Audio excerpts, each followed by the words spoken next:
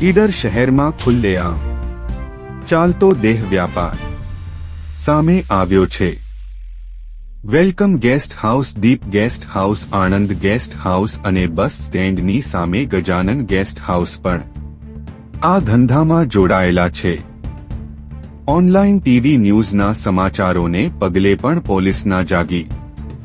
Hotel દીપ dining hall બાદ વૈભવ guest હાઉસમાં પણ આ જ સિલસિલો યથાવત।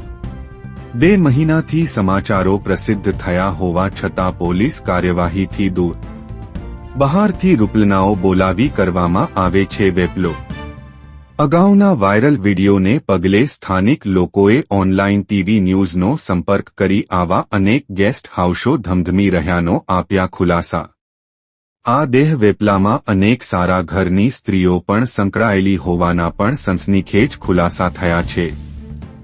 સમગ્ર મામલે ઈડર પોલીસની ટીમ આગળ આવી કાર્યવાહી હાથ ધરે તેવી માંગ। Hotel Deep dining and guest હાઉસમાં ખુલ્લેઆમ બહારથી રૂપલનાઓ બોલાવી કરવામાં આવે છે દેહ વ્યાપાર। આ સહિત અનેક ગેસ્ટ હાઉસ આ ધંધા સાથે સંકળાયેલા ખુલવા પામ્યા છે। હોટલમાં જમવા અને રહેવાના બહાને ચાલી રહ્યો છે દેહ વ્યાપાર। ભર બજારે અને ધોળા દરે આ ચાલતા કાળા કારોબાર કોના આશીર્વાદ નીચે, કોની રહેમ દ્રષ્ટિથી ચાલી રહ્યા છે આ ગોરખ ધંધા? સ્થાનિક વેપારીઓ પણ તોબા પોકારી ઉઠ્યા છે, પરંતુ હવે તો કાર્યવાહી થાય તો જ આમાંથી છુટકારો મળે તેમ સ્થાનિક સૂત્રો દ્વારા જાણવા મળી રહ્યું છે। આજુબાજુના વેપારીઓ પણ આ બાબતને લઈને પરેશાન છે, પરંતુ હોટલ માલિકોના લાંબા હાથને લઈને કોઈ તેમની સામે બોલવા તૈયાર નથી। ઈડર શહેરની નામચીન કૃષ્ણા હોસ્પિટલ પણ આ જ વિસ્તારમાં આવેલી હોય પેશન્ટો પણ પરેશાન।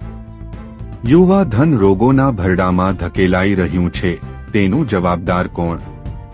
સારા ઘરના નબીરાઓ જ ચલાવી રહ્યા છે આ ગોરખ ધંધા। હવે આપણે એ જોવાનું રહ્યું કે ઈડર પોલીસ ક્યારે આ લોકો સામે કાર્યવાહી કરે છે। હવે ઈડર પોલીસ આ લોકોનો વરઘોડો ક્યારે નીકળશે તે જોવાનું રહ્યું।